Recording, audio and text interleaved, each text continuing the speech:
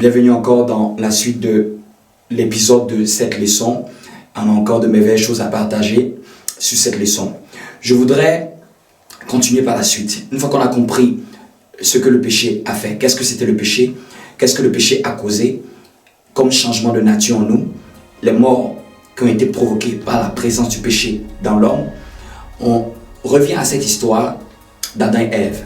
Donc lorsqu'ils ont mangé, la Bible dit dans Genèse chapitre 3, Dieu a dit, mais ainsi l'homme est devenu comme l'un d'entre nous, empêchons-le de manger le fruit de l'arbre de la vie, afin qu'il ne vive éternellement. On voit une parole de Dieu assez bizarre.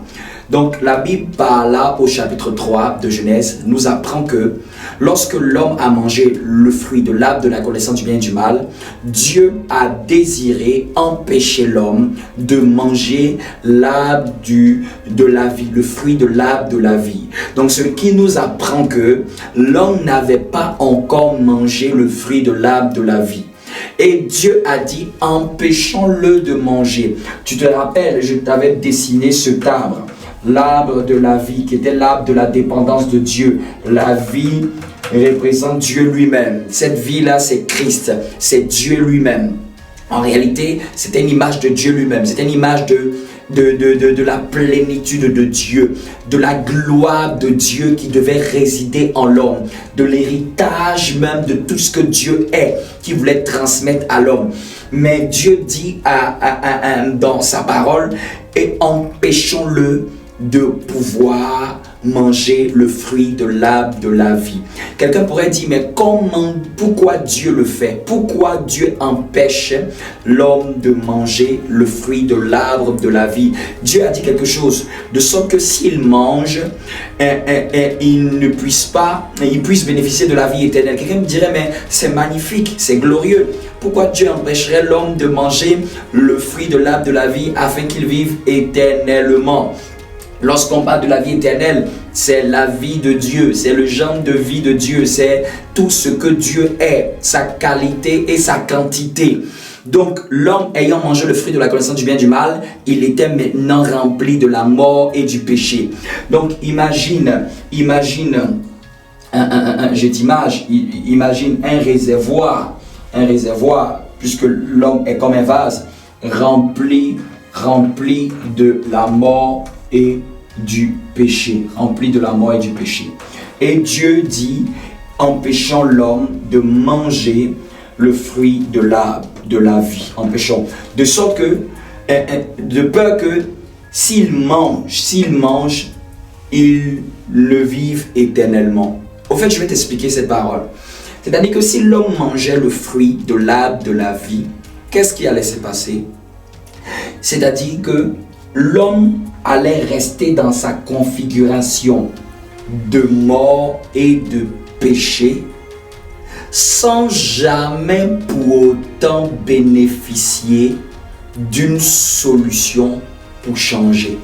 C'est-à-dire il allait sceller sa présence, il allait sceller son héritage, il allait être un être qui ne va plus mourir, puisque vous savez que le péché a emmené la mort. Mais s'il prend, pendant qu'il est dans la mort, il prend la vie va, qu'est-ce qui va se passer? La vie va annuler la mort et le péché va rester. Donc l'homme va se retrouver, un jet d'image. Donc je suppose que l'homme ici, c'est mort plus péché. Mort plus péché, c'est ce qui est le péché, le mal. La mort, c'est la destruction. C'est-à-dire que la mort vient frapper à cause du péché. C'est le péché qui provoque la mort. La mort est la conséquence du péché.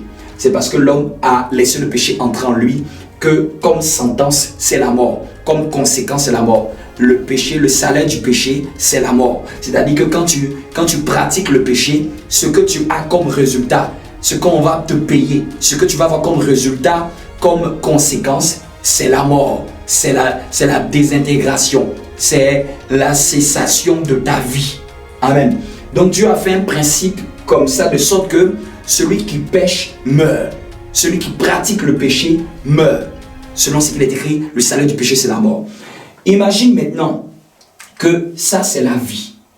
C'est la vie. Et l'homme mange l'arbre, le fruit de l'arbre de la vie. Qu'est-ce qui va se passer?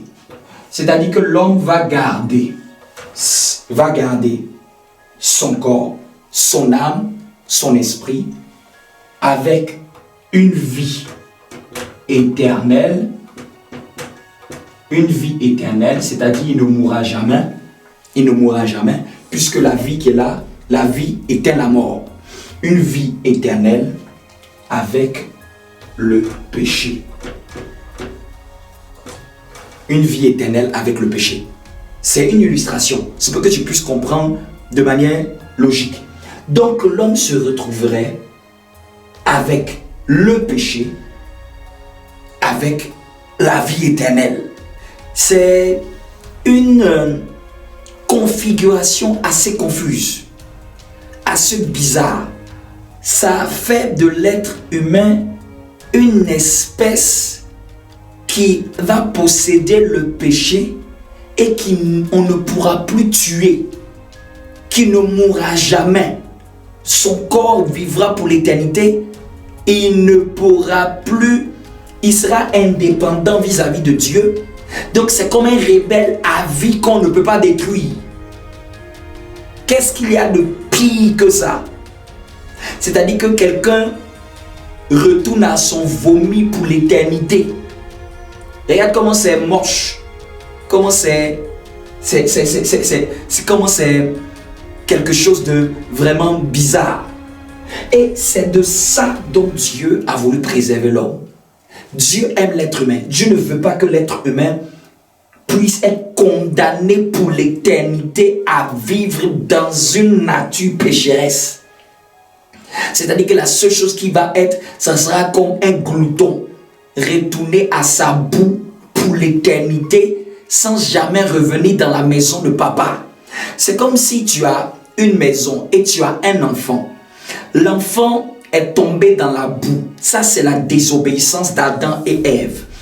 Et Adam et Ève sont tombés dans la boue. Ils ont sali leur vie. Sali leur vie.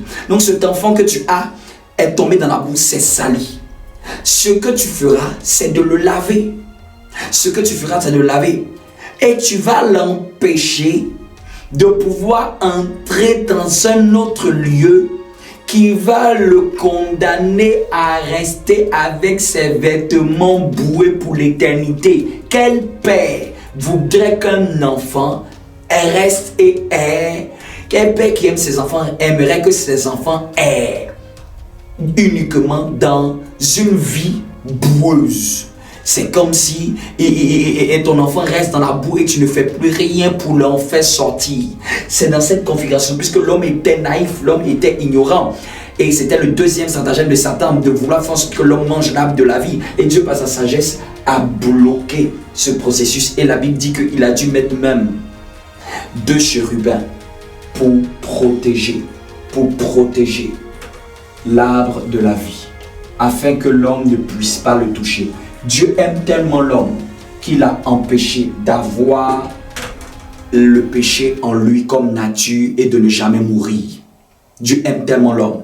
Donc en faisant cela, ce n'était pas une mauvaise chose. Au contraire, c'était l'amour d'un père de priver l'homme d'un désastre qu'on ne pourra plus arrêter. Mais en laissant l'homme dans la circonstance du péché, Dieu peut encore traiter l'homme.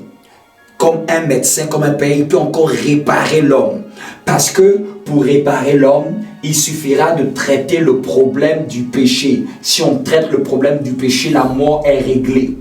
Donc ici, il y a encore un traitement. Mais si il y a la vie éternelle, on ne peut plus traiter le péché. C'est comme si la vie éternelle, c'est-à-dire que le péché pour l'éternité, le péché éternel. Vous le comprenez? La nature pécheresse éternelle. Donc, en laissant l'homme dans la configuration de péché et mort, seulement en ayant mangé l'arbre de la connaissance du bien et du mal, Dieu permet à l'homme de pouvoir bénéficier d'un système de sauvetage. Dieu permet à l'homme de pouvoir bénéficier d'un système de sauvetage, une solution pour lui. Et c'est ce que nous allons encore voir petit à petit.